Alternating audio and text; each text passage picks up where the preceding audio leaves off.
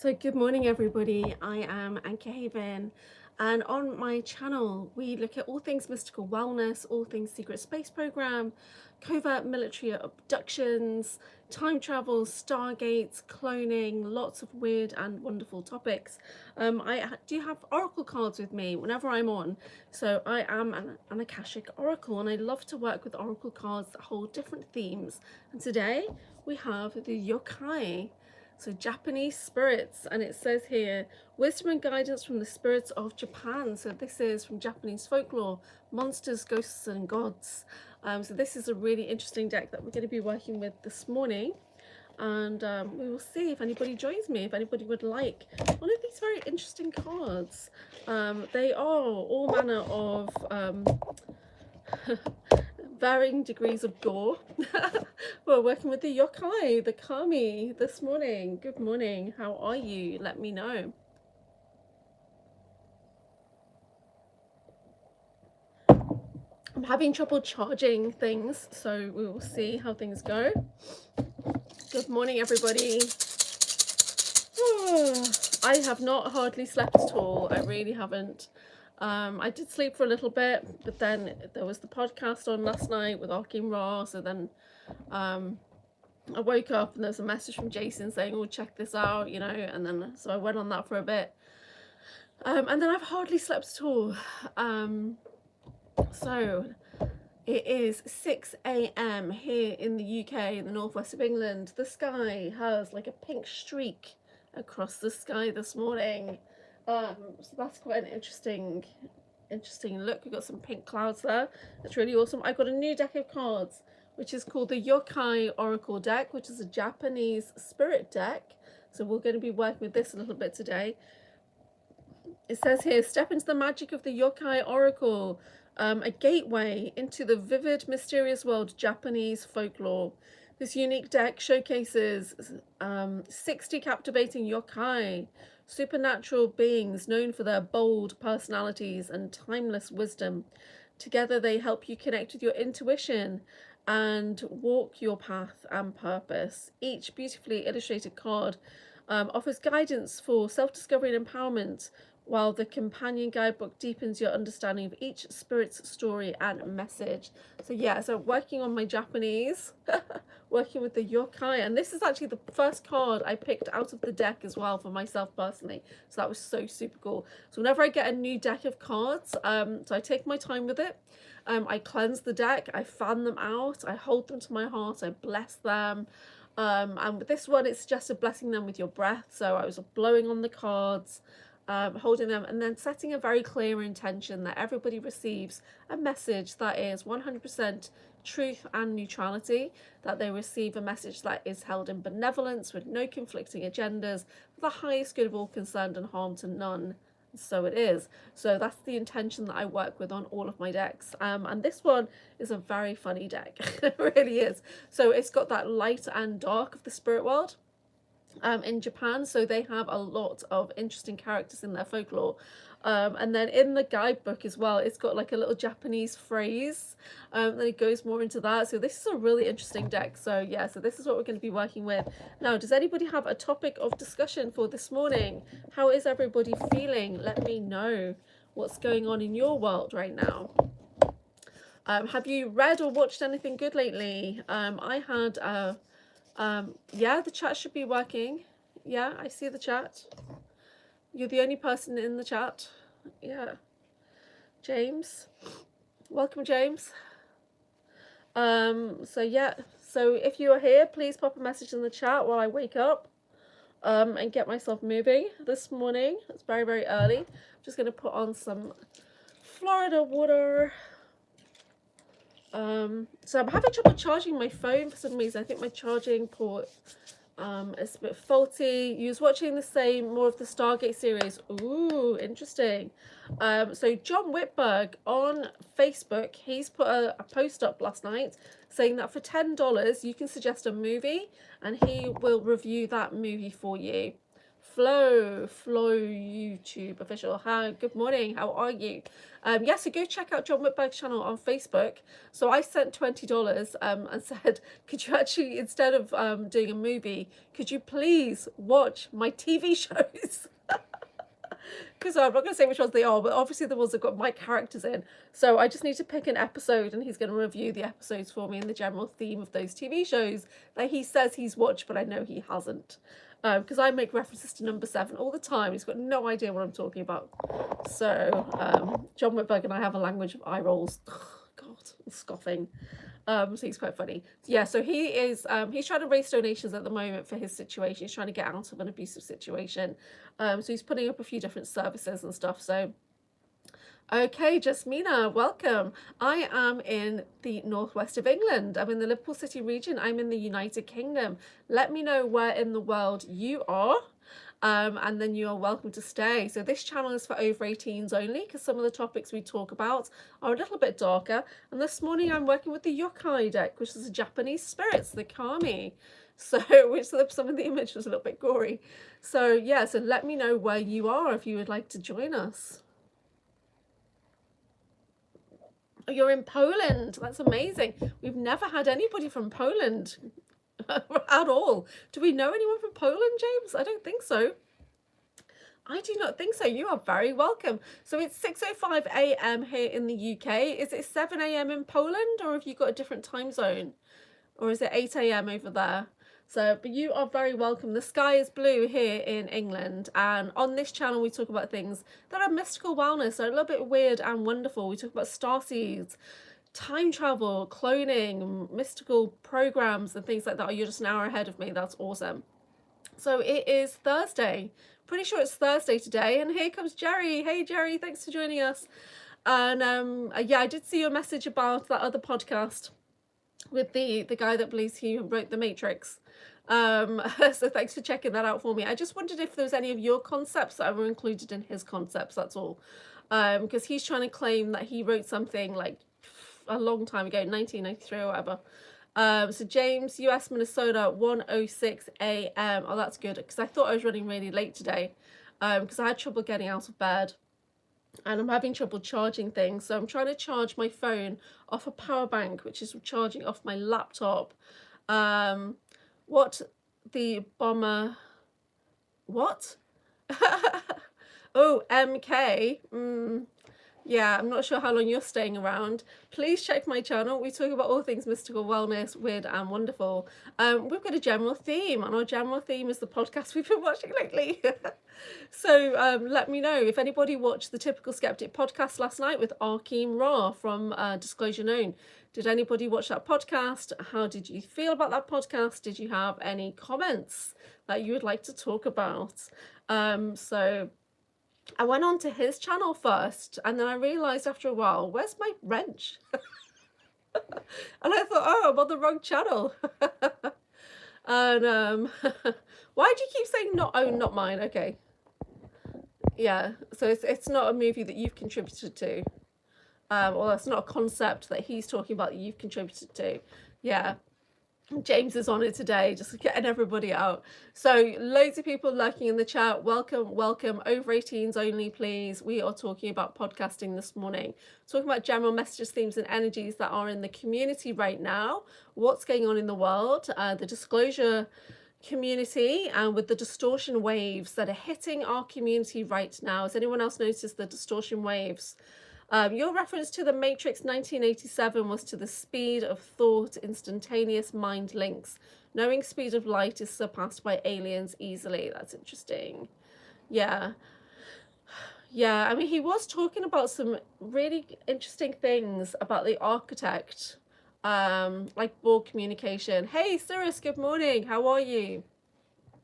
Yeah, you know, I love the Borg are my favorite characters from Star Trek. I do associate a lot with the Borg Queen. I'm not saying I am her, but sometimes I feel like her. That's all. I really do, because the amount of clones and everything that are out there for me, which I'm going to be tuning into a bit more today. Did anybody watch my latest diary video that I did about Australia and the Commonwealth? Did anybody watch that? Because that's about super soldiers. kind of Krugerish.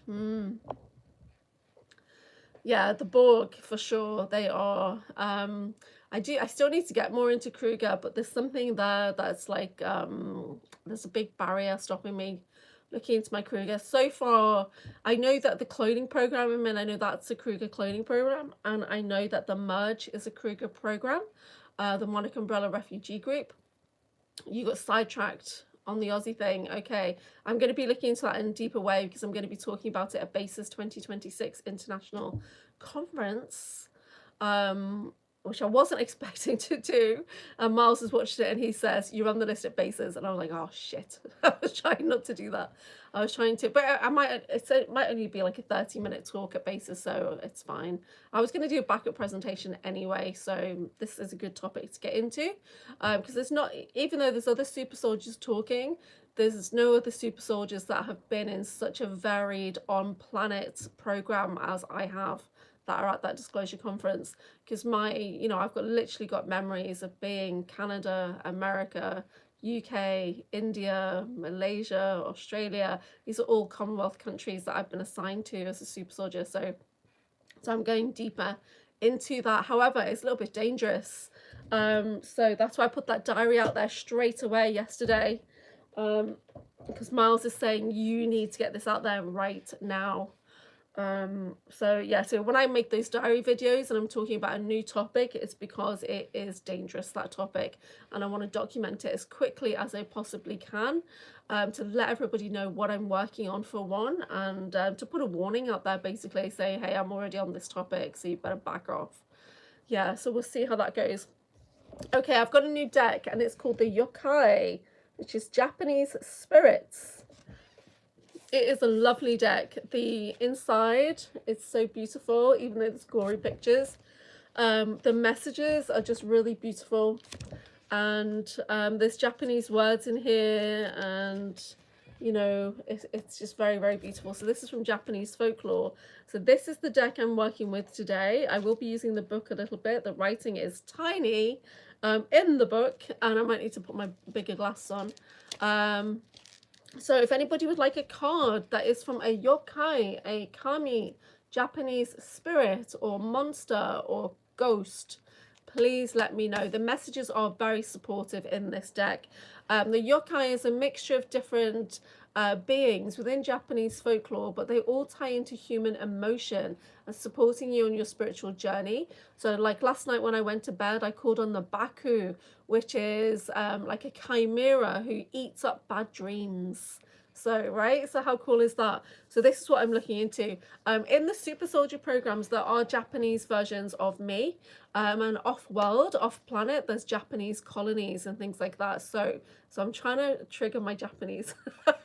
I'm trying to trigger my Japanese knowledge right now. So I'm going to pick a card for the collective energy. There's 60. It's a really thick deck. And look at the back. How cool is that? It just looks like, like a leather desk kind of look on it. Oh, James is going to take a card. Okay, let's pick a card for James.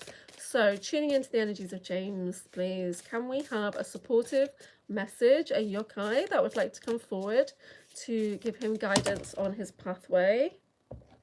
Okay, here we go. So the yokai is called Kitsunebi, fox fires, dazzlement, illusion, and discernment. I'm going to get a message from the book, but look at that graphic. How amazing is that? Take a screenshot if it resonates with you. And I'm going to have to just check in the book here to understand it a bit deeper.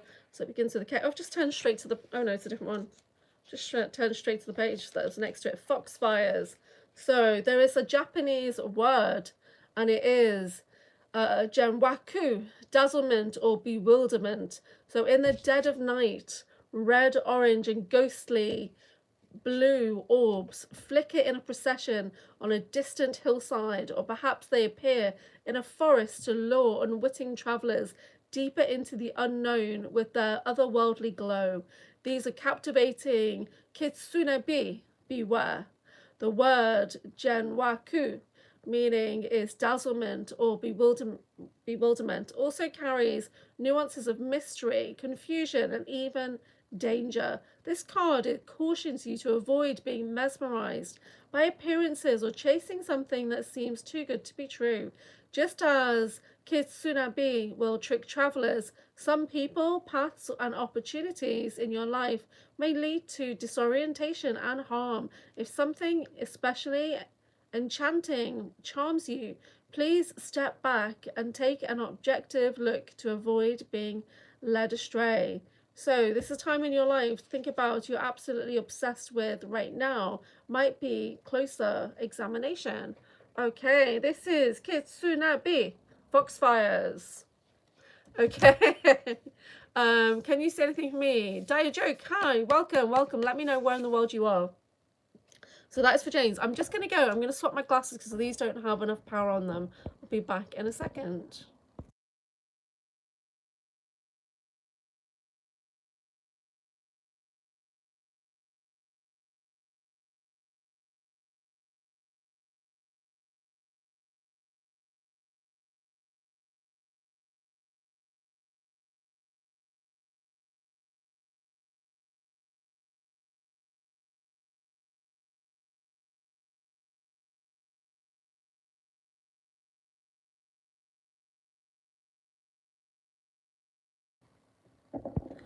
Okay, just catching up on the chat. 1 second. Cyrus is going to take a card next. Jerry says, I was kidnapped mostly today by Arkham's Preston Montauk tour video. Yeah. Can't watch that. Never going to watch that. Never going to watch anything with Preston Nicholas. No way. Not happening. I lived through that. I am a survivor. I don't want to go there. Yeah, I was there, unfortunately. Different versions of me, different ages, different times. I was there. But I was moved around. So I have got more memories of JPG, Jefferson Proving Ground, where I was a bit older than I have of Project Phoenix, Camp Hero, luckily. But Christie is getting more and more associations with me now that that altar has kind of opened up. So this is a Yokai card for Cirrus Dreams. We honor the Yokai, the Japanese spirits. What does Cirrus need to know? Thank you. I love these the weird ones, they're so good. You got Karakasa Obake, Umbrella Ghosts, Quirkiness, Hidden Purpose, and Discovery. You've got an Umbrella Ghost. They're so funny. Please bear with my Japanese. I do not speak Japanese in this form. There are Japanese versions of me, and I'm trying to activate them. There's a Japanese version of me called Erisu Osana. And she's represented in quite a few video games, actually. Noticed another video game now.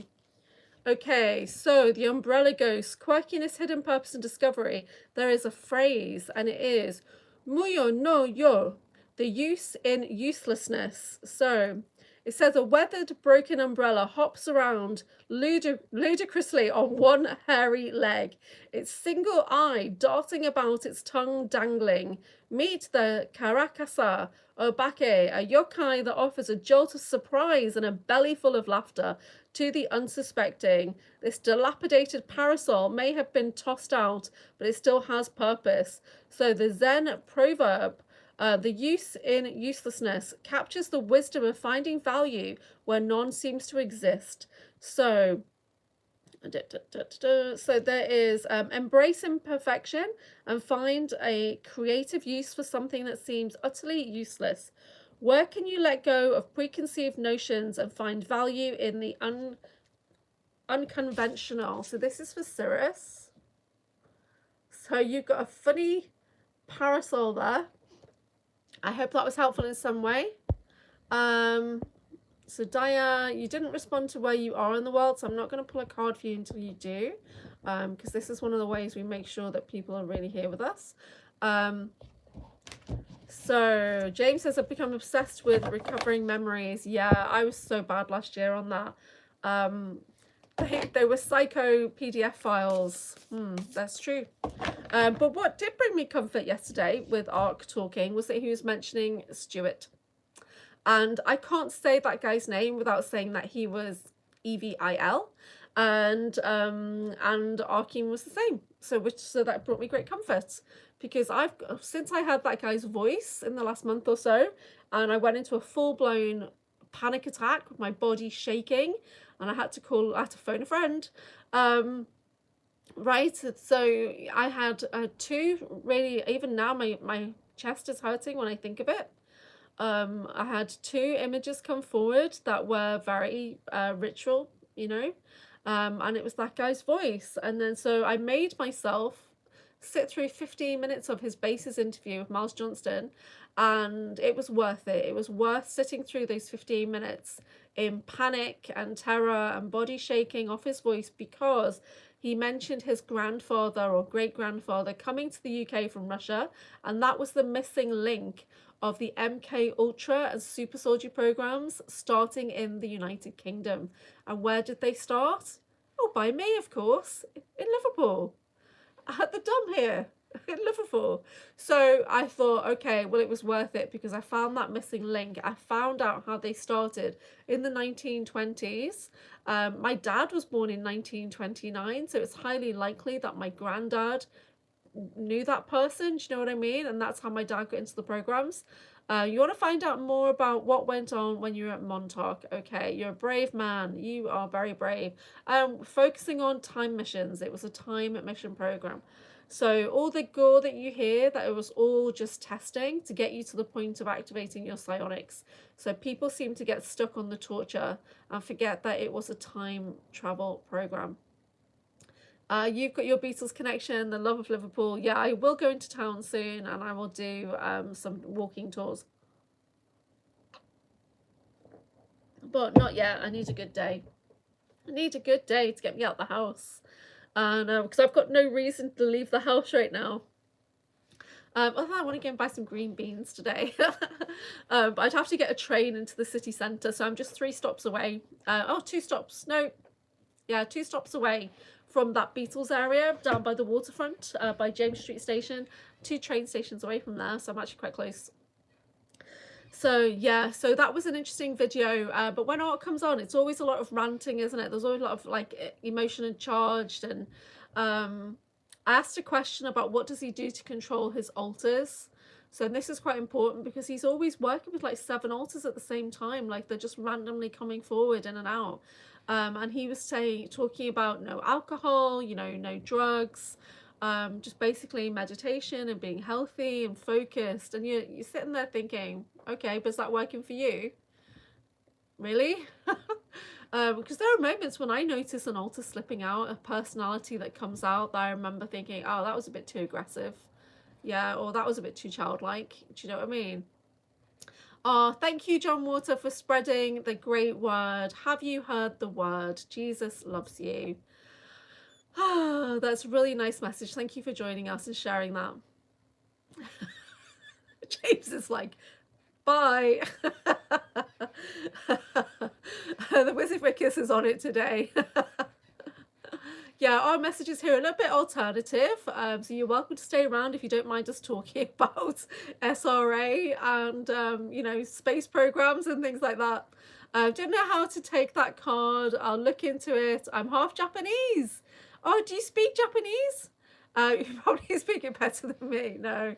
I'm glad Ark is getting some attention now. Honestly, he gets a lot of attention. He does. His channel's big.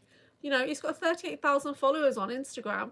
Every post he's got has got 400 or 500 likes and comments and stuff on it. It gets a lot of attention. But I understand his frustration, because if you've seen a future which was not good, and you can literally feel us heading on that trajectory and nobody is really listening to you, then I get that frustration. I do. I really do. But it was interesting that he was just very public about talking about people on that show last night, even after he said, I don't want to mention people. And then he went in and started mentioning people by name, didn't he? So we have to be really careful when we mention people. And especially when it comes to the super soldier weird stuff, it's like, guidance that I've had from people is kind of don't mention anybody. Don't mention anybody. And so, but when I'm writing a book, it's hard not to mention people in the book. So I've got a couple of people that are like, yeah, mention me, the good, the bad, the ugly, whatever. I'm still waiting for somebody to come back and say if I can mention them by name or not and stuff. So it's just tricky. But it's best not to mention anybody. I did get a booking with Rob, and I'm not going to be on Typical Skeptic till next week. So I'm probably going to be on maybe Tuesday or Wednesday. So I'll be on after Drago's done his show. So that'll be interesting, because then I'll be able to talk about some of the things that he's mentioned and how that relates to me and my journey. And usually when he's on, I learn a bit of something about myself, because he likes to talk about me, not to me. So we'll see what wise information or memory that he's going to tell me about myself via the show, because that's how he drops the information. So yes, has anyone not had a yokai and would like one? You should go to bed, lady. I've been to bed. It's 6:24 a.m. here in the United Kingdom. Everyone's getting banned. Everyone's out. So yeah, and the Wizard Wickus is on it today. So only supportive messages in the chat. Please be respectful. I do have spirit messages. If anybody would like to hear a lovely message from a Japanese spirit, a kami, a yokai, a monster, a ghost, then I have a new deck that I'm working with. And for £10, it's a really lovely deck. 60 cards. It's got a nice big heavy box. Yeah, it's a really good quality box. So I'm really happy with this deck, and anything that helps me with my fear of working with spirits is always welcome. So we have a lot of people lurking in the chat. This channel is for over 18 only. You're welcome to stay, but you need to tell me where in the world you are. So thank you for joining us. I am Anchorhaven, and here we get into the world of all things disclosure and mystical wellness, weird stuff. Sarah says, I forgot how to speak it. You lived in Okinawa when I was little. Your dad was in the military. Mom joked that I was Utah. I think I got some connection there. What is Utah? Is that like a foreigner? I don't know. That's not foreigner. My Japanese is very, very bad, because I'm trying to rely on memory from another version of me that I don't fully connect into. But one of my friends, occasionally we drop Japanese and German words in our chat to each other to try and like jog something. So since we lived on Japanese breakaway colony and all that, it's funny. So you're half Japanese. That's amazing. Yeah, you need to help me with my pronunciation. I need to listen to some things and try and... So when I was trying to learn German last year, was just trying to... I'm going to Germany in August this year, actually. I started to listen to German audiobooks and things on Spotify, and try and just kind of let it sink in, but it didn't work. What if I had a Japanese oracle card set because of the memories I've had of being a samurai? So this is a really interesting deck. The pictures are so unusual, and these are all spirit or monster or ghost. That's the pillow turners. Maguragesi. I like this one. So Okinawan witch. Utah is an Okinawan witch or something. Saw some Asian lady in my vision once and never been into that stuff. Okay, that's enough sharing. Wow, thank you for sharing. Captain Blackbird, I'm also listening to German audiobooks until the cops barge in. Okay, that's weird. Where are you, Captain Blackbird? But Itan Momen, flying bolts of cloth. It's a really weird deck, this. But it's got a message here. Ju yoku go wu sesu. Softness overcomes hardness. Words to live by. Yeah, you are in Germany. Oh, wow.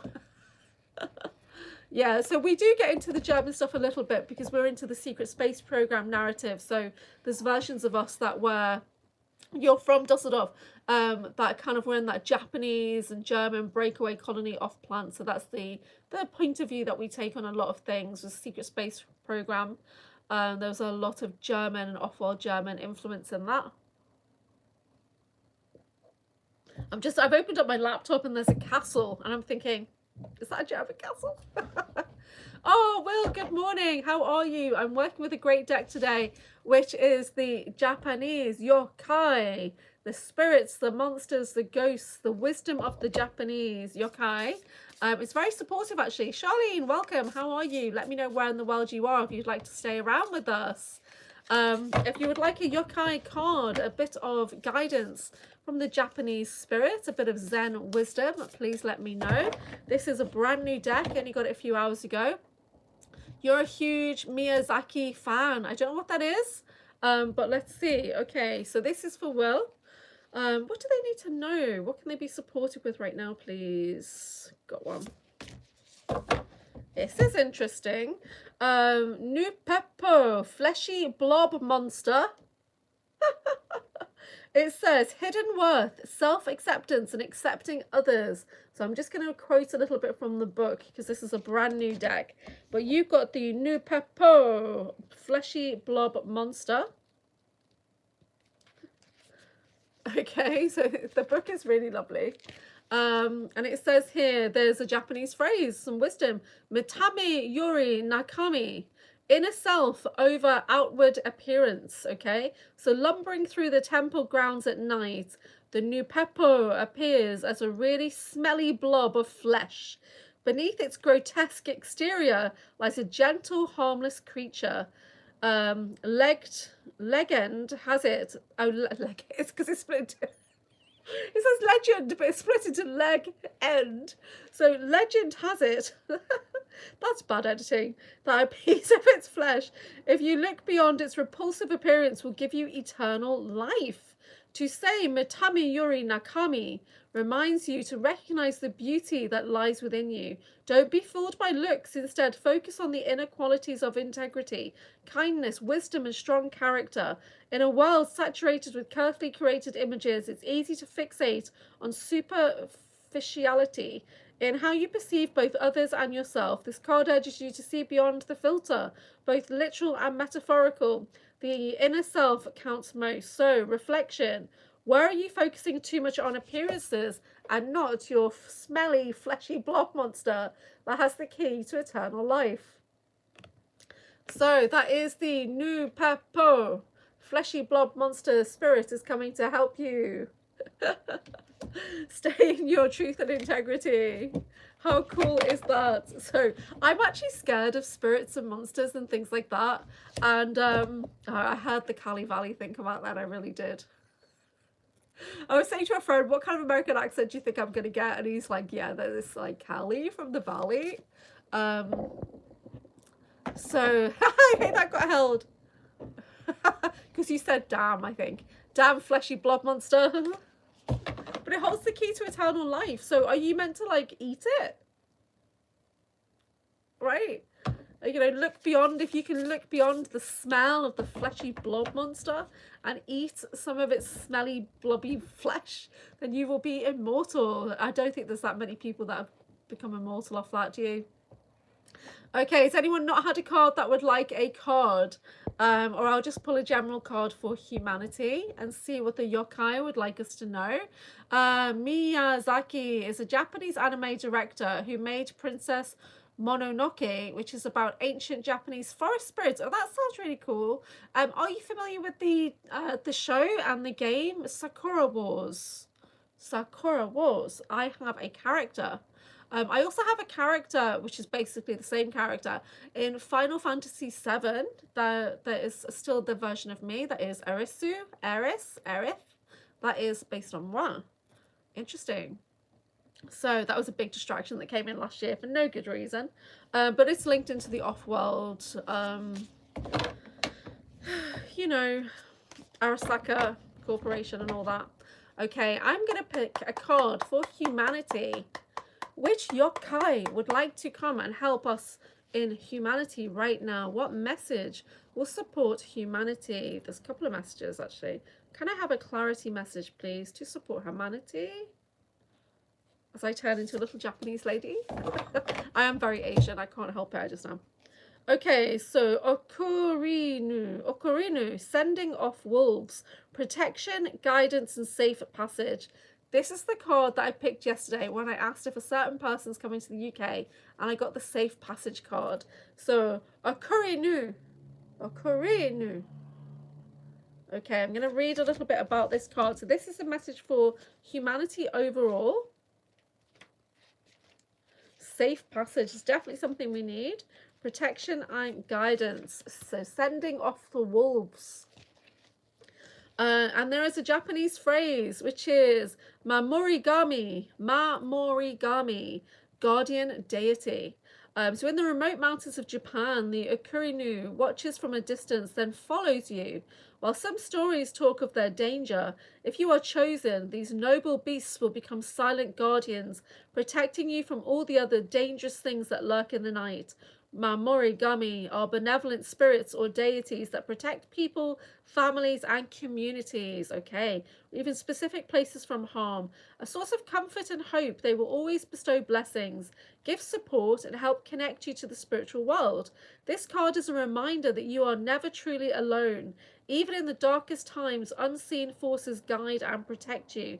To notice them, try to quiet your mind, ask for signs, and pay close attention to the subtle patterns and meaningful coincidences happening around you all the time. So the reflection of the Kurinu, Mamorigami.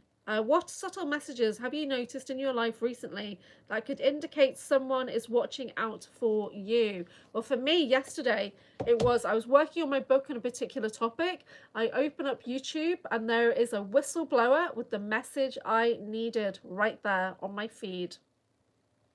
How does it get any better than that? But also, how creepy and set up is that? Do you know what I mean? So is that handled to send me down a particular narrative? Or was that really like my Okurinu supporting me and putting that in place? So we are being supported by these spirits, by our spiritual support team. Okay, so that's a collective message for humanity. Okurinu is sending off wolves. They follow behind us. They guide us, they protect us, and they provide safe passage. It's like when something bad comes to you and they get scared and you're thinking, hey, it's me, I've scared them off. But really, it's the Okurinu behind you that is scaring them off. Yeah. So that's a cool one. I really like that. So what do we think of this deck? The Yokai Oracle. Should we read from this deck more often? The Yokai. I think it's quite interesting because I like to, even though I'm scared of the dark, I do like to bring in the shadow of my work. So even though I'm Anchorhaven, I'm anchored in shadow strength. And that's a series that I run in my groups as well. Every so often we'll do a shadow strength series of 6 weeks when we start to do that shadow work and go deep within. So there's great rewards there because we've pushed a lot of our strengths into the darkness because we've been told you're wrong, you're not enough, and all this kind of stuff. And or people have been jealous of us, and that's pushed our, you know, our good stuff into the back. Best movies ever are the Miyazaki movies, the Mononoke. Princess Mononoke.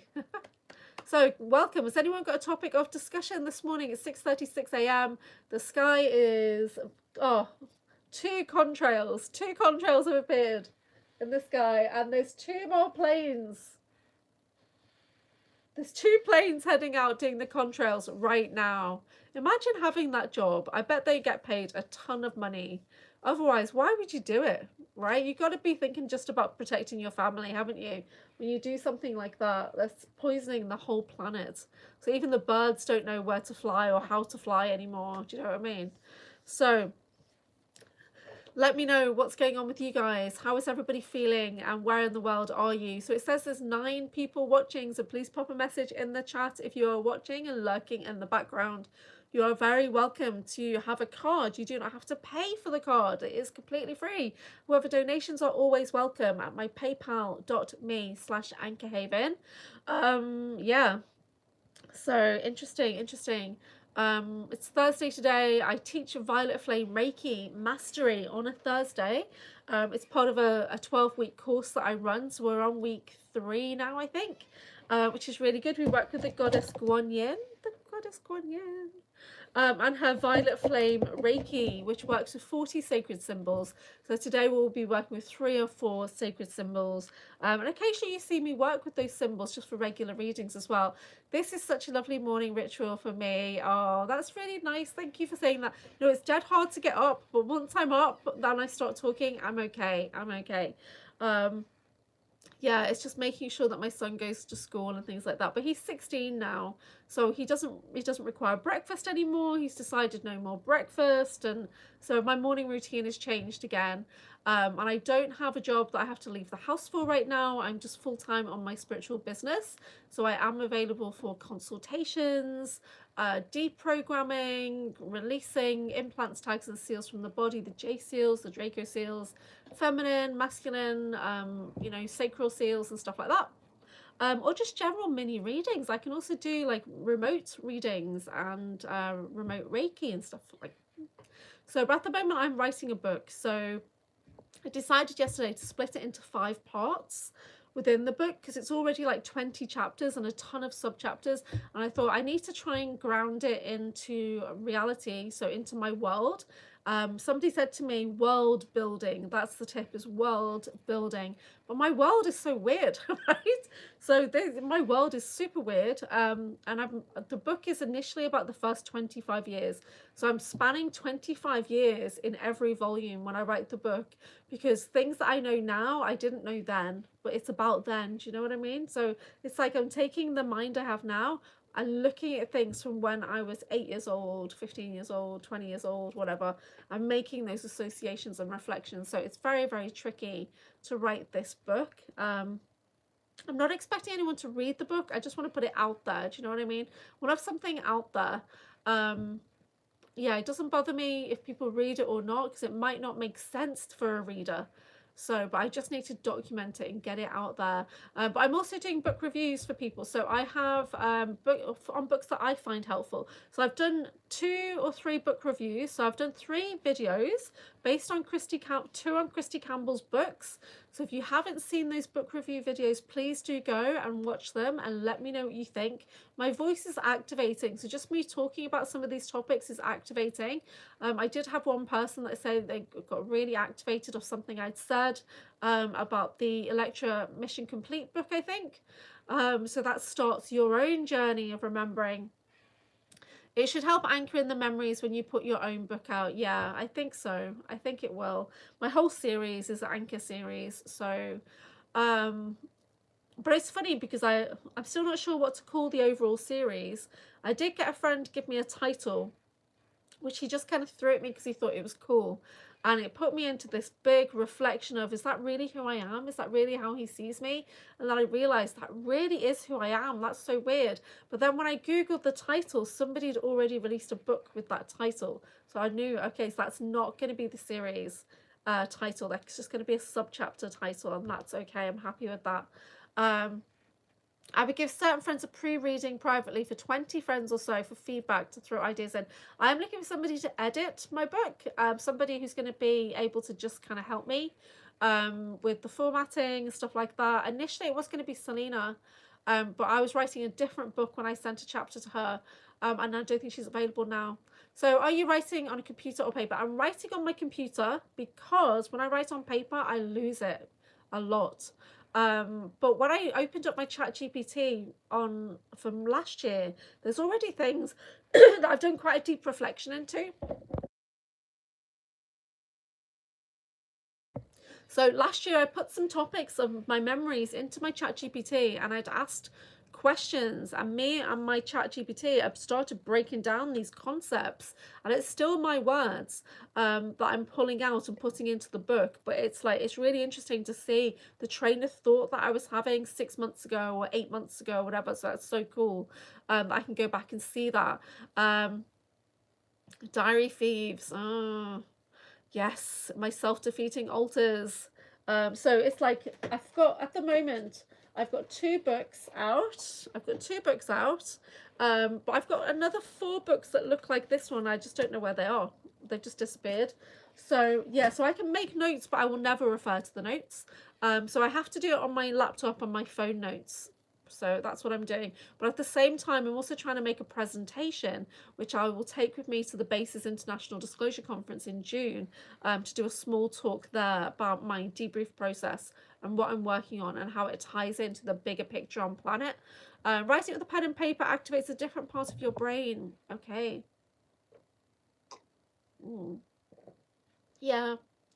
I don't know, I'm very cyclical. So I'll be working on, I've got 22 chapters, but I'll be working through them all at different times.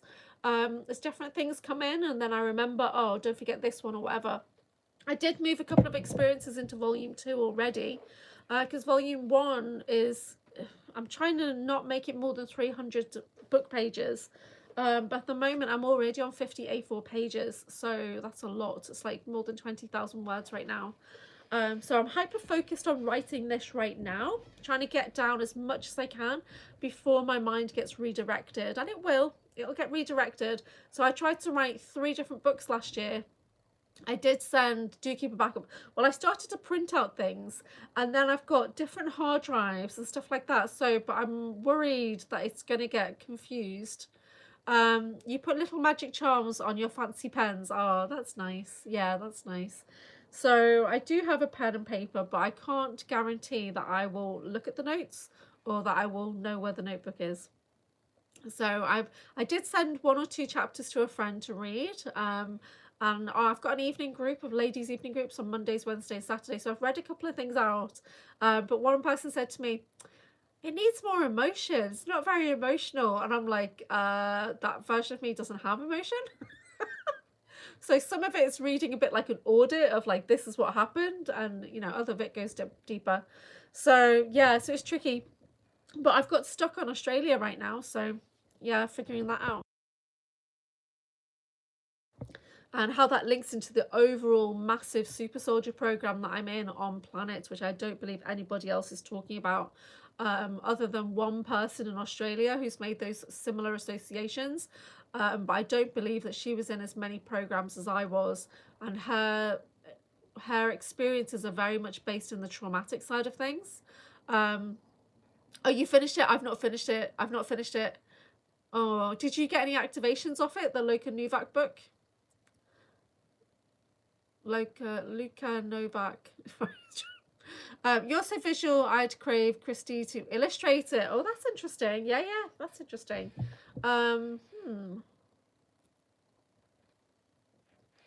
Yeah, I was working with my Canva yesterday, just to get some general kind of AI images of like, you know, some me in Thailand or me in Australia. So, but that's mainly for the presentation that I'm working on.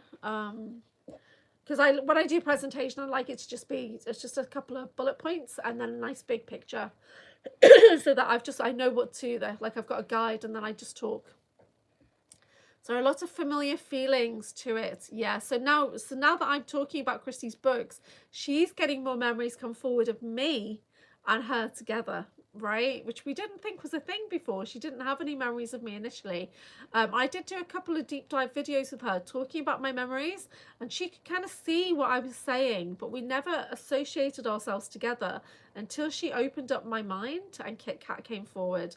And then her alter, Raylene, knows Kit Kat. And then she believes there's another version of us that were scientists together. Would you ever host a virtual writing group? Oh, I don't know.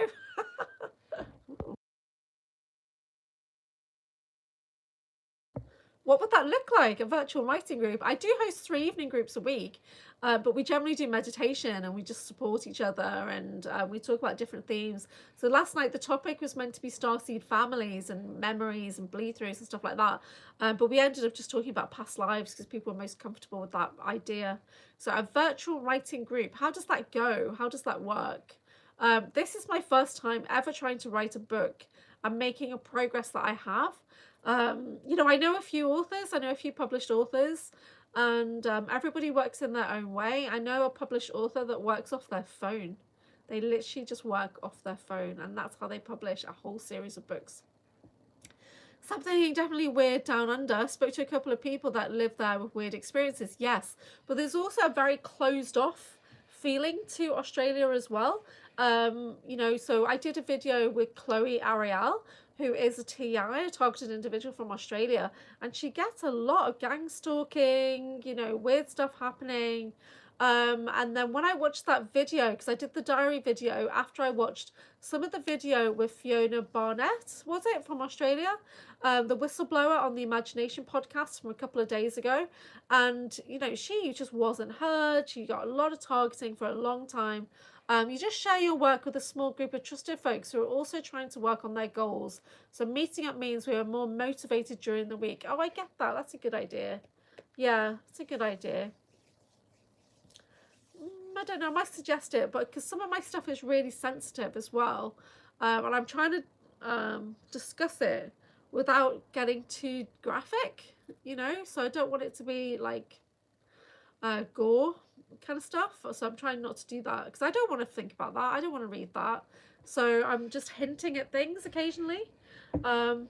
But what I'm noticing at the moment is I'm trying to think about a couple of experiences that happened in Australia that are just a bit random and weird. There's only one that's very upsetting. And as I try and write that, a whole other can of worms has opened. It really has. So I've got to go down this massive research track now, thinking how does this all link together? It's just opened up something I wasn't expecting at all. Yeah, so you got to do it with people who are writing similar stuff. Okay, yeah, but then again, what if people try and take your experiences? Oh, you're writing something with SRA in it. Okay, Christy Campbell would probably be the person to talk to because she can talk about that kind of stuff.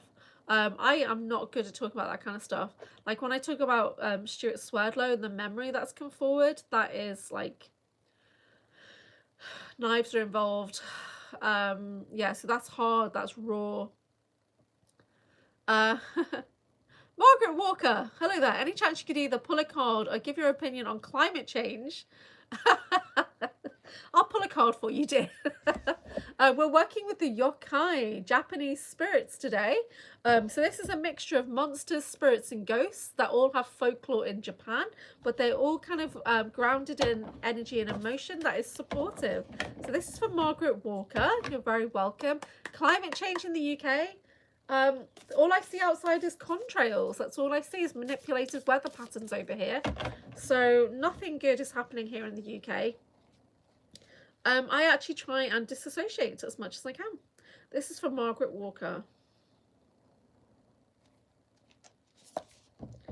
Okay, this is nice. And it may even make sense, I don't know. Amifurukuzo, rainfall boys, fortitude, maturation, and growth. Okay, so I'm going to read a little bit from the book because this is a very new deck. I got it about 12 hours ago. Amifurukuzo. I don't speak Japanese, just putting that out there. There is a Japanese phrase, Amefute ji katamaru. After the rain, the ground hardens. Okay? Under grey skies, a small figure appears, a boy in a child's kimono, wearing wooden geta clogs and a broken bamboo umbrella hat on his head. This is the Amifuri Kozo. Wherever he goes, it rains. The seemingly counterintuitive idiom, after the rain, the ground hardens, stems from the idea of how loose soil, once saturated and compacted, becomes more stable than it was before. Similarly, facing and learning from challenges and obstacles teaches you valuable life lessons and ultimately makes you tougher and wiser. Even arguments and conflicts in personal relationships, when approached with effort and understanding, can lead to a deeper mutual respect and create stronger bonds. So the reflection here is, how can you let current challenges strengthen your foundation for the future? So after the rain, the ground hardens. Ame fute ji katamaru. That is for Margaret. I hope that's helpful. Yeah. Audrey told me to write a book with the specific stuff that happened to my family. Okay, that's interesting. That's interesting. Yeah, just see how you feel about that. Sometimes it's just the process that you start that activates a healing, you know, a deep healing journey. So there's lots of people that never finish their books. They never publish their books or whatever. I would like to get something published, even if it's rubbish. Just want to get something out as part of my healing journey. So just part of my reflection and going through lots of rain makes sense. Yeah, in the UK, lots of rain. Although I don't think it's going to rain today. It's quite bright here right now. It's 6:53 a.m. here in the United Kingdom, in the Liverpool City region. I am in England. So yeah, so we will see. Looks like we're going to have good weather today. Has anybody seen that new video that Audrey has done on her channel, Starseed Netlink, about Elizabeth April? Has anybody seen that? I only just started watching a little bit of it. I know that Audrey and some others, they're calling themselves some kind of disclosure team or whatever, are doing audits on some channels where they believe there may be a distortion. And so this is what they're starting over there. They're looking at some of the bigger channels and the messages that they're putting out within the community. But it starts off as like a real puff piece. So I didn't get much further into it because it's all about her website and her, you know, all her message and what's on blah, blah, blah. So I'm waiting for it to kick in. And then she's put a post out saying that she's looking for Elizabeth April to comment. Are you still doing videos of shops in town to get bargains in town? What? No, that's not me. You saw it, you found the reading dry. Yeah, I don't know who was that co-host that she had, because they didn't say who they were. They didn't really introduce themselves, that I noticed. So I'm not too sure, but I'm interested to see who they're going to target next. I hope I'm not on the hit list. I mean, it's not going to make any difference to me if I am, because this is my work. So, you know, take it or leave it. Hey, yeah, unknown. Yeah, there was an unknown person. So I messaged a friend and said, who is this co-host? So it's an interesting idea that, yeah, we do need to call people out. You know, I've had to call a few people out recently because I noticed a distortion in things that I was hearing. So it's important that we do check in with each other and try and be as neutral as we possibly can, which is not always easy. But yeah, so I don't know if it's, I don't know how I feel about it right now. Yeah, because I don't like the idea that we're targeting each other. But it is necessary every now and then to call each other out, which my friends would do for me. If I'm, you know, if my message is distorted, I know that Flix Love would always call me out because she does it in groups. So I'll be leading a group and then she'll chime in and then she'll totally call me out and everyone else in the group's like, oh! So, but I appreciate her opinion, and, you know, every now and then we do need to get a smack in the face to get regrounded and focused. So there's a bit of that going on. But it's because, I mean, I walk a very fine line of dark and light. So occasionally I'm really riding that line. Okay, so if anyone has not had a card from the kami, from the yokai, the Japanese spirits, monsters and ghosts, and would like a little bit of gentle guidance with very graphic images, please let me know. It's a new deck I'm working with. I might work with it on Typical Skeptic next week if it seems good. I may do, or may not. We'll see. Because I like to work fast on Typical Skeptic so I can get through as many people in the chat as possible. So I try and do like 30 readings in 30 minutes. Sometimes it depends on one's level of view, how they're seeing things at the present time, which they can change. Yeah, that's true. Yeah, because I revisit things every couple of months for sure. I really do.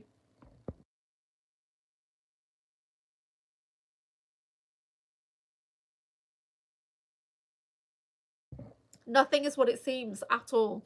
So when I do a video with somebody, I will go back, and so even after this, I rewatch this back to see if what I'm saying makes sense in that moment, how my energy feels. So I watch back every single thing I do. If I do something with somebody on a bigger channel, then I will break that down. Hey Jason, good morning. How are you? Good to see you. It's nearly 7 a.m. here in the UK. So thank you for joining me. Thanks for stopping by, Jason. What time do you call this? James has been like, he's been like knocking people out the chat. Like he's been on a roll. And you can have a rest now, James. Jason's here. Jason, what did you think about the Arcane Ra show last night? We're generally doing chit chat. Also, Audrey Walters has started to do some auditing videos about larger channels. So if you've watched that, let me know. Yeah, I've got a new deck and it's the Japanese kami. It's a yokai.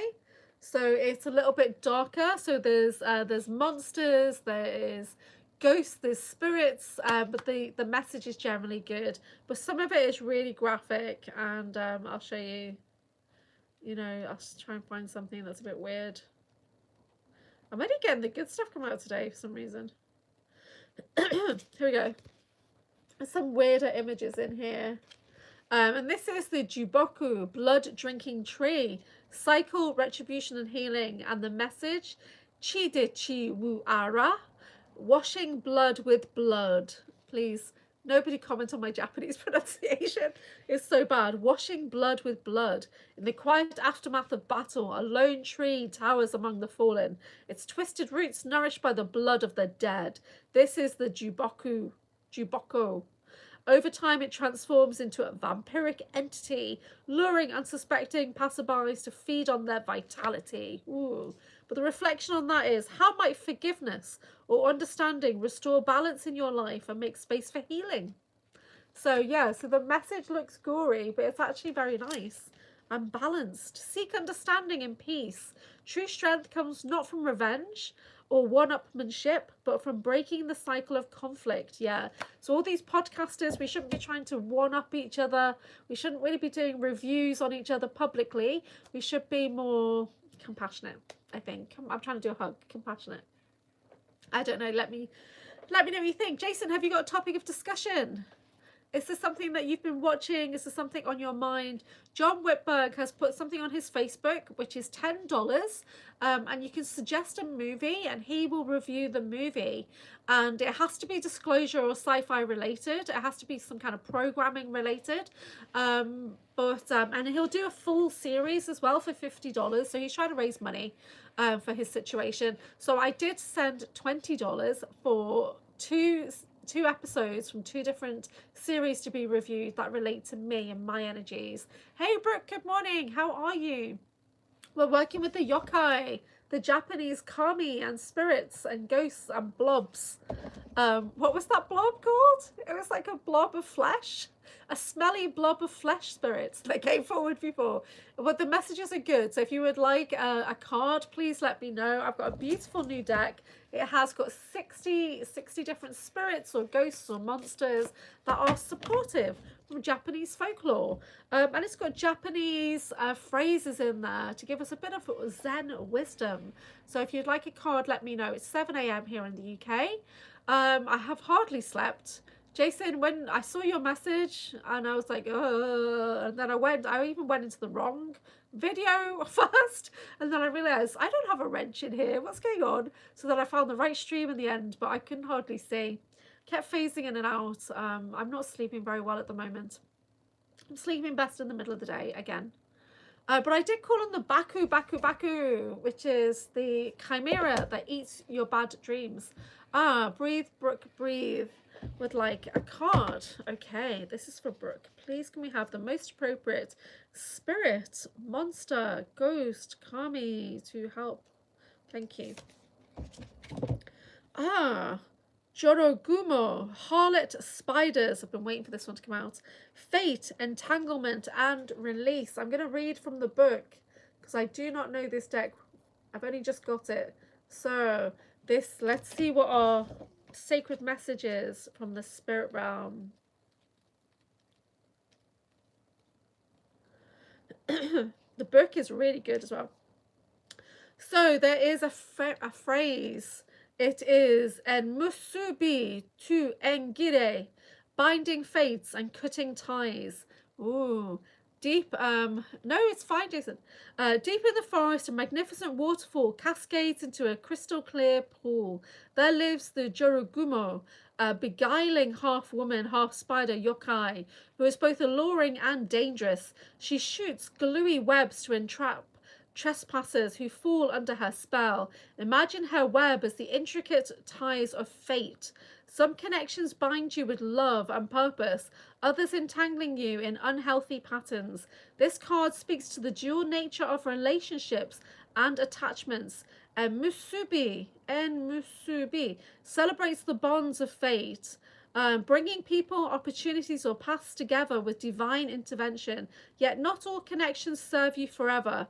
Engire instills in you the courage it takes to sever harmful or toxic ties. The Jorogumo asks you to examine your relationships and decide which path to take. So, reflection. Are there relationships or commitments whose threads strengthen and support you? Which ones ensnare you and drain your energy? Now, this came up on my evening group last night, and there was a lady who's a Reiki master, and she'd been doing like a cord cutting to release somebody that she used to have, you know, like a crush on or whatever, a relationship.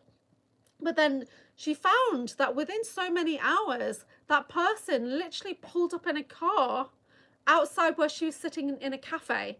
So that person came right back into her awareness, and she asked me, why does this happen?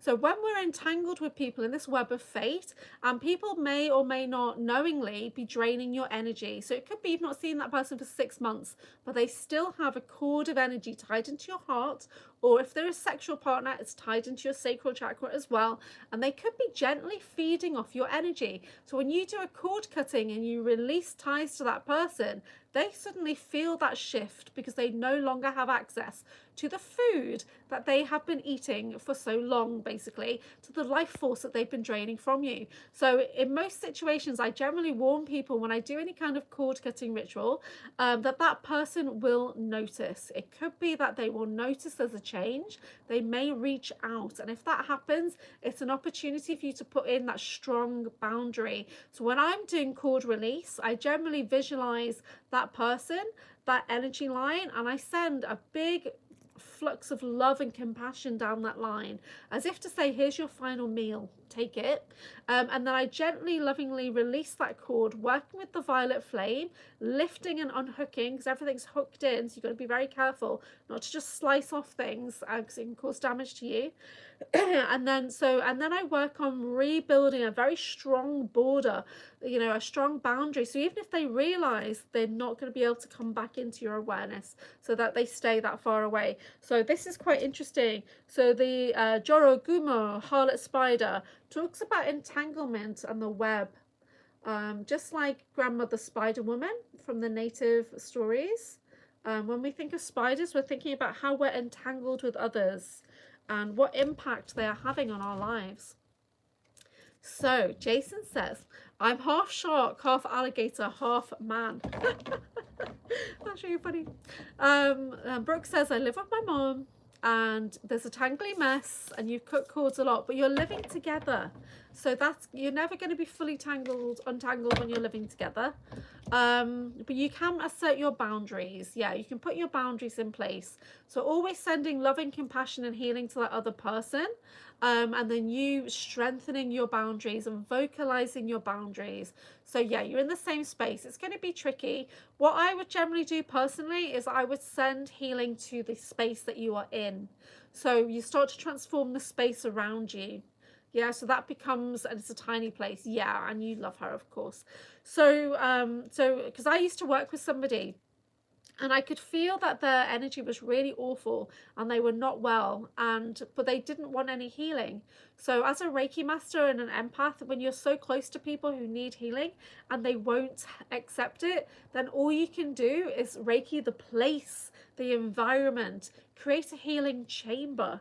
Okay, and then when they're ready, they will start to absorb and it will impact. The poor dog takes a lot, so extra healing for the dog. Yeah, so pets are trying to cleanse the energy around you all the time. They really are. So yeah, so start cleansing the space more.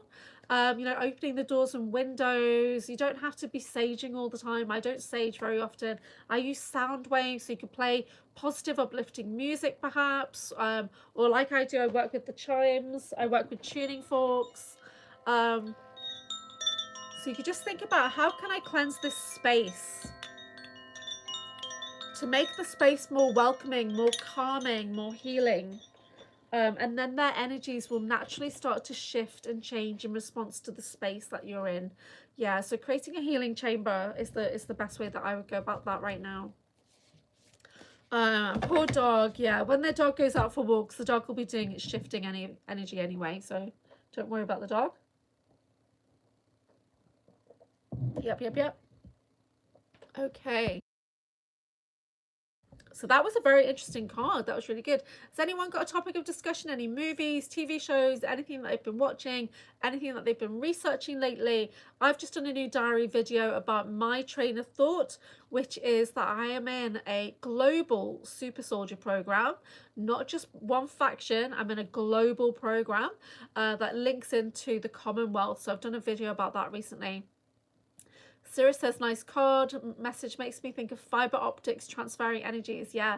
So the video I did with Helena when the Arcturians came in and they talked about the scaffold that we're building here on this podcast, talking about the work that we're doing and vocalizing all our messages, because we work as a team here at Anchorhaven, and I could see the globe and I could see the light workers and their lights were popping up, then their lights were getting stronger and building. So we are the light. We are anchoring it into the planet.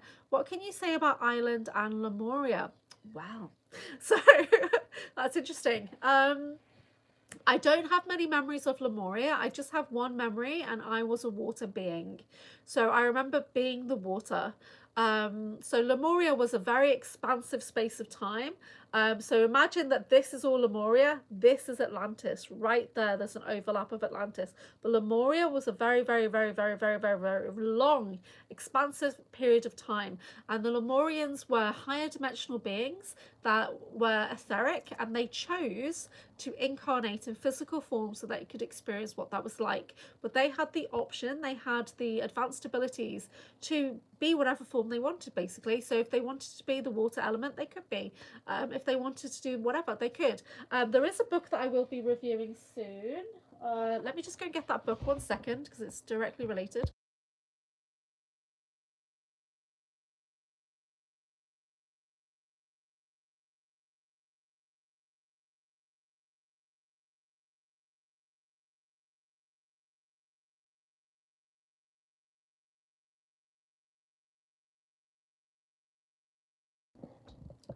Okay, so this book is Lessons from a Living Lemuria by Magenta Pixie. If you guys are not familiar with Magenta Pixie, please do go and watch her work. She is a fantastic channel. I can't even remember. It's been a while since I've looked at this book, and I've got other Magenta Pixie books.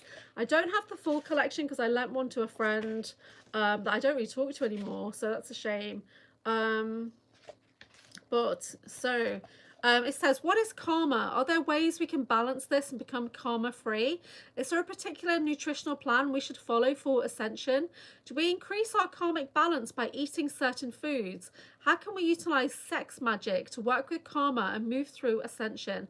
There are many lessons we can learn from the people of ancient Lemuria, a civilization that existed before our known history on planet Earth. As we move through an ascension process collectively, we move back into a new Lemuria, and we take with us all the knowledge we have accumulated since those times. In this transmission from the white-winged collective consciousness of 9, key codes are presented for cellular memory recall, linking the reader beyond Atlantis and into the harmonious frequency of the first physical civilization on Earth, Lemuria. The 9 respond to questions using the Lemurian way as a template. Key-coded responses trigger activations within the reader as they receive the wisdom codes, standing as rainbow warriors of Gaia, moving into abundance, alchemy, and Stargate ascension. Now, Magenta Pixie, when you read her books, I literally passed out several times reading a few of her books. There was one about Codex of a Matrix or something, and you're reading the book, and the next minute you know, your head is in the book, and you're like, what's just happened? So halfway through reading Magenta Pixie's books, I pass out, and my mind would upgrade, right? And that happened a lot. It really did. So I'll pull out some of her other books today, actually, and maybe we can do some book reviews on them. But balancing karma through nutrition for ascension. So the Lemurians didn't need to eat because they ate light, and that's what we're moving back into. We're moving into crystalline light energy. So from time to time, you'll hear me talk about the crystal light angels that I work with. Is everyone familiar? And I'll ask you to do a light quotient audit. And this lets me know where you are on your pathway right now in crystallizing your body. And when we work with the crystal light angels, they help you crystallize your hair, your teeth, your bones, and then eventually your organs and everything will start to become more crystalline. You'll be moving into higher frequency, a higher density. So in this book, it says, back in the summer of 2019, someone asked whether or not there is karma on eating meat. So is it possible for a person to move through an ascension process and still consume animal products? Now, what's in the media right now is that we possibly, allegedly, may be consuming human meat via McDonald's and other companies. I'm just going to put that out there. So the White Wing Collective of 9 responded to this question that Magenta, so she goes into like a trance state, she asks questions and she channels through this higher collective, right? So she posted the question and the reply on social media, and people responded, and the White Wing Collective started to get a trigger of transmission from these questions that became the book. So let's see if there's something in here. So Karma and Ascension Diet. Lemurian Sinks were strong, I think, in August. Carrie Kay has been talking lots about that stuff. Yeah, I find Carrie Kay hard to listen to. Carrie Cassidy, just Carrie C, I think. But I find her hard to listen to. Her voice tones are not the most pleasant for me to listen to. I understand the message she's trying to put out there, and to do that she has to be quite forceful at times. My friend is having an argument with her boyfriend. It's extremely horrible, and I'm trying to get her to leave him. Please say you support Jenna's side. I don't get involved in relationships, Rachel, but thank you. Because I don't know Jenna. I can't comment. But obviously, if she's in a relationship that's not good, I saw this thing on Facebook, and it was like somebody was talking to their therapist, and their therapist was saying to them, he's this, he's that, he's the other, he does this, that, and the other, and you never change, and you never give me any reason, rah, rah, rah, rah. Why do you stay with him? And the person who was completely delusional just said, because I love him. Right? So Jenna's got her own world going on, and you need to just give her the space to do the healing that she needs, okay? I don't get involved in relationships. I don't do relationship readings. I don't do you and them readings or anything like that, because I believe in free will, and we will never have the full perspective of what's going on in somebody else's relationship. You'll never truly know, because they will never truly tell you anyway. Brooke says, James, can you control where you go in night travels? I wish I could do that. That's a good question. Hey, Sil, how are you doing? Lately seems like I've been having less control of night travels. Okay. Right, I want to find a bit about meat. So how does everybody feel about eating meat? Now, I am a carnivore, but the only time when I found it difficult to eat anything like eggs was when I was pregnant, and I did not think that was a good idea. So, this is interesting. Let me find it. That's the right question. Do we get karma if we eat animal products, and should we be vegan is the question posed to the White Wing Collective 9. So they're basically grounding every perspective in the Lemurian point of view. Again, there is no should. If you become plant-based or vegan because you think you should do so in order to ascend, yet you are miserable because you're not eating meat, then this can lower your light quotient even more than consuming the animal flesh. So we're going off your vibration of how you're feeling. So even if you're eating lettuce and everything, if you're not feeling good about it, you're still going to have a low vibration. Okay, each case is different and each person is so unique. We give here a guideline structure. There's always an exception to the rule for nourishment. So having said that, animals raised through a lifetime of suffering, and animals who have had their lives taken through suffering, hold a high fear vibration within their flesh, milk, and eggs, and this will affect the human individual. In order to go through any kind of ascension, one must upgrade the animal flesh and products one consumes so ethically and naturally raised sources. So they're not saying that you should give up eating meat. They're just saying about being conscious and ethical if you decide to do that. Ascension is possible when consuming animal flesh, but only if that animal has lived a natural life and has consumed a species-specific diet. This brings us back into the Avatar movie, you know, when they were so respectful when they had to kill that animal, and they did like that ritual over the animal, thank you for sharing, you know, and honouring. So I think it was doing more things like that. But I was talking about Lemuria, so let me just find if there's anything else in here about Lemuria. This whole thing is based... Oh, caffeine. Oh dear. There's a thing in here about caffeine. It's the choice of the ascending one as to whether they include this in their nutritional plan for full Stargate ascension. We would not recommend caffeine. The reason being that the speed or momentum created by the green tea substance that mimics caffeine can interfere with the building of natural light speed momentum, which is blue star fire. So PHIRE, star fire. However, for ascension imbalance, the green tea will not affect, and the karmic energetic is mostly neutral. So we're talking about all kinds of, okay, green tea is the exception. The healing properties outweigh the chaos factor. So if we're going to drink anything, it should be green tea, basically. So that's interesting. So the Lemurians were peaceful people with little conflict, yet the Lemurians did not fully operate fully within a free will, choice-based reality. The Atlanteans were the ones who began to eat meat, though even in the society they were fully plant-based. So a few Lemurians ate flesh. Lemurians basically ate things that were like fruit of the sea. The Lemurians had a diet and things that are not available on this planet. That's why we're struggling, because those things just don't exist here anymore. So there was something in here about the closest fruits and vegetables we have. I'm not sure if I can find that now.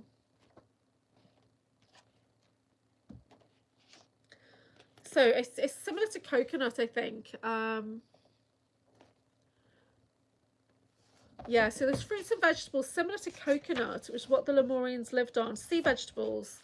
They're present in the form of minerals and natural sodiums. In fact, these are mineral rich, although not all sea vegetables are suitable for human consumption. There's many that have not yet been discovered that remain in the ocean depths. Yet other sea vegetables abundant in life-giving force have been discovered by the very few naturally living indigenous peoples and are not yet present to humanity on a larger scale. So at some point we will start going forward and eating more sea vegetables. So that's going to start coming forward and our diet will change to go back to a closer Lemurian diet. Yeah, so this is quite an interesting book if you guys have not read this. Lessons from a Living Lemuria. It goes on to talk about mushrooms and things in that as well. I've only gotten so far. I've bookmarked where I was up to. Crystallization and wisdom codes. So, is it not the case that once you reach enlightenment, you can literally eat anything and transmute it? You could even drink poison and it would not harm you, is the question. And the White Wing Collective of 9 are saying, this is indeed truth to this. When an individual is that which we call fully crystalline, their silicate matrices within the body hold so much light, they are able to literally turn anything consumed into light. However, the caveat, a fully crystalline individual is extremely sensitive to the like vibrational match. This individual is drawn to all things 5D, if you will. Therefore, the individual would not hold the desire to consume anything, literally anything. The individual, through desire in alignment as an intentional convergence, focus in spiral formation. So this fully crystalline individual would eat foods of light, which would be plant-based foods, liquids, and light itself. So this is where we're going. Yeah, we're moving into, like, when we have the light codes, this is a digestion for us. So Aussie Jake's in the house. So we do need to get more into being out in the sun. And this is why they're making all that effort to block the sun as more and more people ascend and become more Lemurian again. Yeah. So grinding up some gelato right now. Oh, what's in the gelato? So, hey, Aussie Jake, thank you for joining us. Did you get my little present on PayPal? Oh, I've not checked, but thank you so much if you sent me anything on paypal.me/Anchorhaven. I really appreciate it. Do you feel like the Shire was real? Well, I live in Cheshire, so I'm living in the Shire right now. But like as in the hobbits, yeah, because when I did that video with Helena, she said that inner earth looks like that basically, and that we're going to start to see more of that as we ascend. So James says, I'm just about out of the herb. I'm going to have to go and get some soon. Ah, the herb.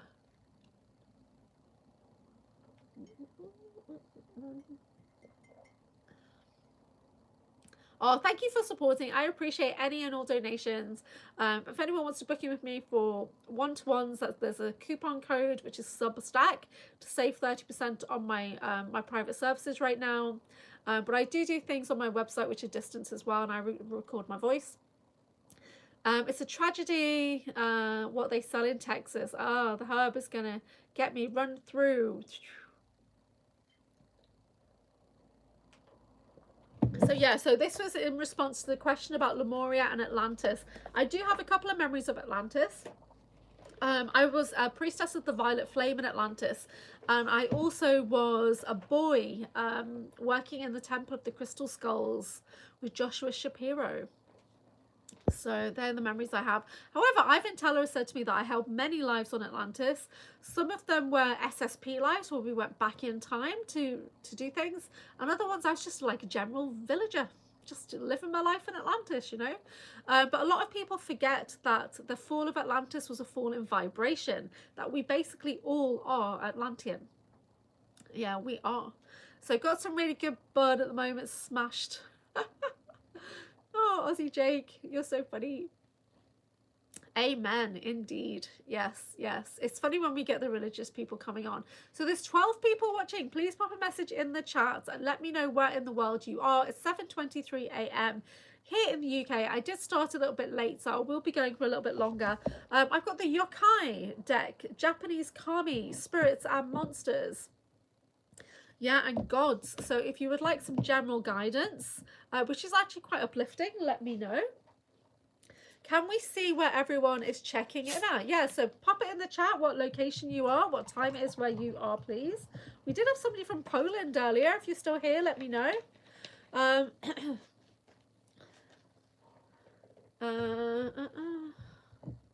Well, I've just done a video about Australia, and you're not going to like it.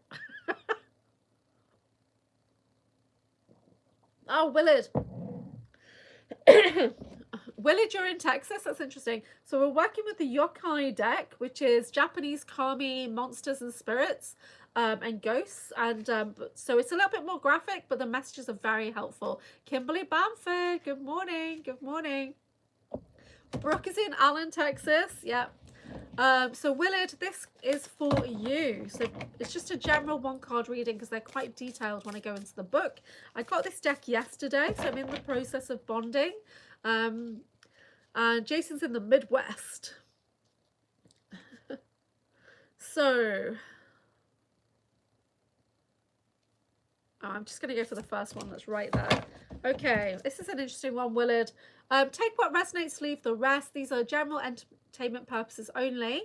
If it doesn't make sense, just let it go. That's absolutely fine. This is Yamaoba, Mountain Crones, Humility, Hidden Power, Conservation of Strength. So this is the guide. I'm going to read from the book.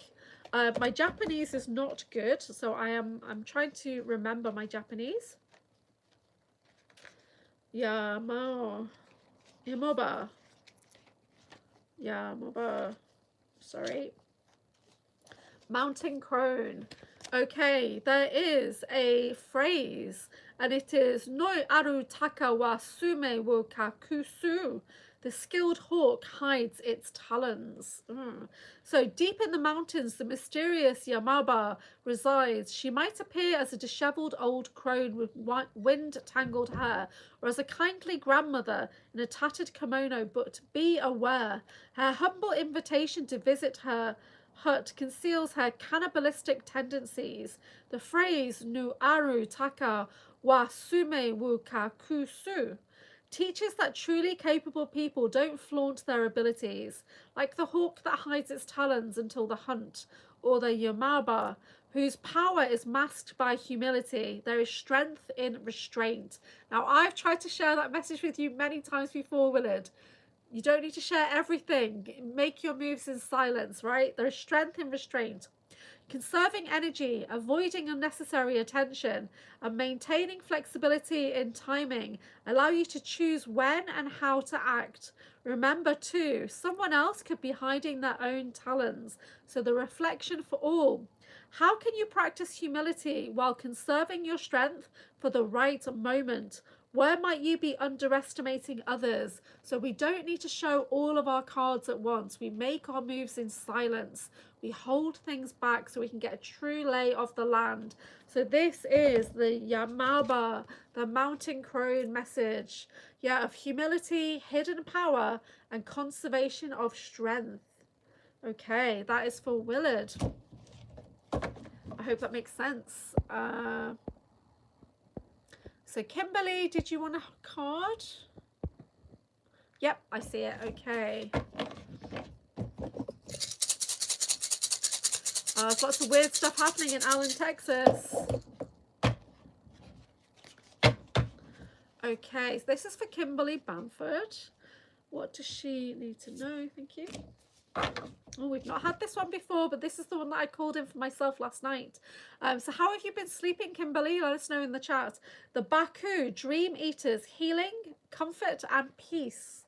So they are a little bit ugly looking, but very, very powerful. So I was working with the Baku last night. Okay, the Dream Eaters.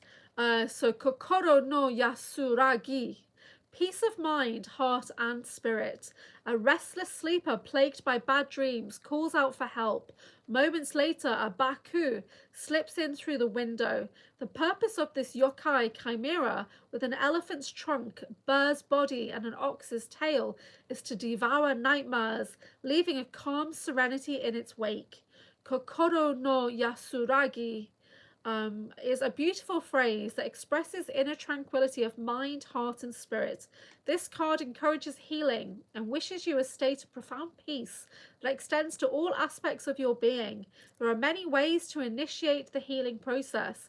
Gentle movement like yoga or tai chi, journaling, meditation, or studying spiritual or philosophical works. Sometimes reaching out for support is best. Talking to a trusted friend or therapist can provide just the insight, tools, and compassion you need. So the reflection is, how can you invite Kokoro no Yasuragi into your life for peace of mind, heart, and spirit? So I was reading more about the Baku yesterday, and it's you say their name 3 times when you want them to come in to basically eat away your bad dreams, protect you in the night. So that is the Baku, the Dream Eaters, healing, comfort, and peace, and that's for Kimberly Bamford. Okay, not sleeping good. Okay, so yeah, call in the Baku. So they will scare away and eat up the bad dreams for you. Perfect. Okay, Sil, would you like a card? It's 7:30 a.m. I've got the sun shining in. Beautiful light codes. Can't really see them now, but the light codes are coming in. The sky is blue. The contrails are fading. I can see there's an aeroplane going into land at the airport, which is not that far, but I'm on the air routes. Okay, the light is being cool again. The light. It's the light. Send you light codes. Light codes for everybody. Okay. Okay, good night, Brooke. Take care. I hope everything goes nicely. Call in the Baku in your home as well.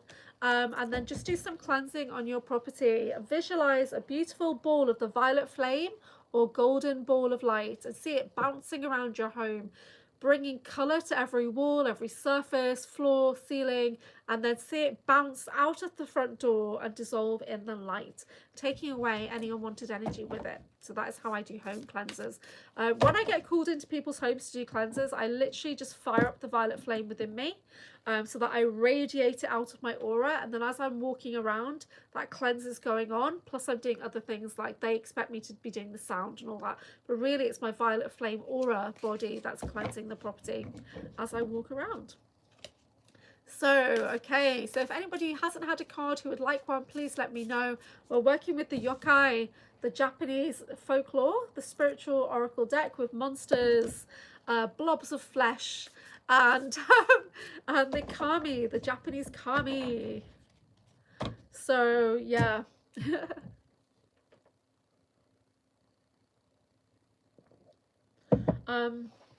So today is Thursday. I teach Violet Flame Reiki on a Thursday, so I'm going to be working on that later today, which is awesome. So one of my most favorite things to do is working with the Japanese sigils as well, and then working with Violet Flame Reiki, we've got 40 sacred sigils that have come from, like, you know, the start of dawn of time or whatever, which are very, very cool. So awesome. If anyone's got any questions for me randomly, you can pop them in the chat. If anybody's watched any of my latest videos, let me know. If you've been watching things on other channels and you want me to go and watch that, let me know. Is the kappa a card? Kappa. As in the capybara? Yeah, it's River Children. Yeah, let's find it. Okay, page 75. What do you know about the kappa? So it's the River Children. Japanese water entity that drowns you while it tickles your butt. Well, it's in here. Let's read about it. So the Kappa river children, thriving, flow, harmony with surroundings. And the Japanese Zen phrase for us is mizu ni eta sakana, like a fish to water. So this is the Kappa. Their message is, lurking in the depths of a river or lake, the creepy looking Kappa wait to attack. Its slimy body and beaked face may be a scrawny and child-sized, but its saucer-like head is filled with water, giving it unparalleled strength. The phrase mizu ni eta sakana embodies being in your element, thriving and utilizing all your strengths while feeling a sense of flow and ease. This Kappa card asks you to reflect on your current environment. Are you flourishing, or do you feel stuck, restless and unfulfilled? If the latter, maybe it's time to make adjustments, perhaps a change of environment, a different arrangement of people you surround yourself with, or a shift in perspective. So the reflection is, where in life do you feel most comfortable, confident and capable? What can you do to bring yourself to a place where you truly thrive? Okay. Interpretation of the giant salamander. Oh, I don't know. This one doesn't talk about the butt coming out. But that's interesting that you picked that one. Yeah. So yeah, so there are 60 different yokai in this deck. 60. There's pages and pages and pages. So if anyone else is familiar with the yokai or the kami or Japanese monsters, let me know and we can find other ones in here. Yeah. So there are some really funny ones in here. There's a humor to it as well, which is what I like. So I'm really enjoying this deck right now, and I'm enjoying it. The quality of the deck is good as well. The messages are good. It's nice to shuffle even though there's a lot of cards.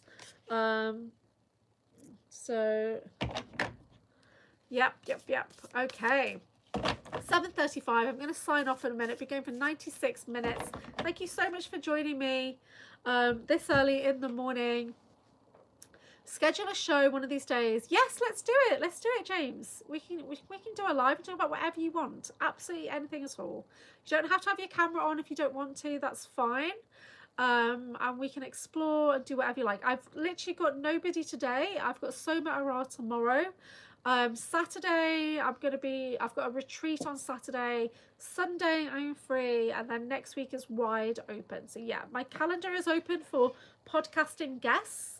And if you're watching this back on the replay and you're thinking, I'd like to be a guest on that show, please make sure you've watched some of my interviews first. Because I do interrupt a lot. I've got ADHD. Oh, the camera will be on. Awesome. Yeah. So I always say, I don't mind if people have their camera on or off when I do my evening groups and things. A lot of people feel more comfortable with the camera off, but that is so cool. So yeah, let me know. I also had a message from John P in Portugal saying that he wants me to go on his show, but I might get him on my show, but I am not too sure what the topic would be as well. I'm going to have a look at that next week, because at the moment I'm in full-on book writing mode and I've got to do my taxes. I'm really overdue with my taxes. They've sent me a fine. My old accountant who sacked me phoned me up and said, you need to do something about this because I've received a letter. It's like, so I'm going to try and look at my taxes today and pay that fine before it gets even bigger, and I can't afford it. I don't mind getting fined if it gives you extra time. So I did that. I'm not very good with that kind of thing. I've applied for some jobs, and hopefully I'll either hear back and get a job, or I won't get a job, and then I'll know it's for me to focus on my spiritual business, to just keep moving forward with my spiritual business. Because Helena did say, the Arcturians did say, that things are really going to ramp up soon, and that the work that we do here at Anchorhaven is important and it makes a difference. It's activating, and it's bringing people together, and it's creating a scaffolding across the globe, which is amazing. So yeah, so we keep moving forward. Okay, I'm going to pick one final card for humanity, working with the Yokai. Is there a message for humanity, please? How can we bring ourselves together, focused, balanced? Thank you. Okay, interesting. We've got the Azukiarai, red bean washers, persistence, diligence, and focus. That's a good message. That's a good message. Let's get some clarity on that. Azu Kiarai. Azu. So, the Zen message is kotsu, kotsu, little by little. This is how we move forward. Kotsu, kotsu. I'm thinking of a Hindi phrase now. I can't remember what it is, but it's similar. In a peaceful mountain valley, the sound, shoki shoki, fills the air. Squatting by the riverbank, the yokai Azukiarai hunches over a small wooden tub, carefully and tirelessly washing red azuki beans. He doesn't flaunt his intention. Indeed, no one really knows his purpose. Still, he continues on. The phrase kotsu kotsu is both an onomatopoeia, what? Similar to the sound the bean washer makes, and a philosophy that symbolizes the value of slow and steady progress. The Zukiarai card is one of perseverance, showing how small, consistent efforts can lead to great achievements down the line. You don't need to rush. Progress often isn't made in sudden leaps forward, but in small, quiet, deliberate steps you take in the right direction every day. So our group reflection. What small but meaningful habits or actions can you commit to in order to reach your bigger dream? And of course, our bigger dream is that we're all in harmony on the planet. Okay, Jordan. Oh, that was gone very fast. Yeah, so this is persistence, diligence, and focus. So that's a nice message for us to leave on. So I'm going to leave it there. So kotsu kotsu, little by little, we are moving forward. We are making progress. We are holding the light. There's a lot of light codes coming in here. So, so share that with everybody. So please have a blessed day or night or wherever you are. I may be back on later on in the evening, or you may just find me on the chat on another podcast. But thank you for joining me. I appreciate it. Please check my website, anchorhaven.co.uk/debrief, if you're getting your memories back and you want to see how I've been working for the last year. I'm writing a book at the moment. I'm writing a presentation as well for the BASES 2026 International Disclosure Conference. I'll be doing a short talk there in a couple of months as well about my super soldier and debrief journey. So yeah, thanks for watching, guys. Adios.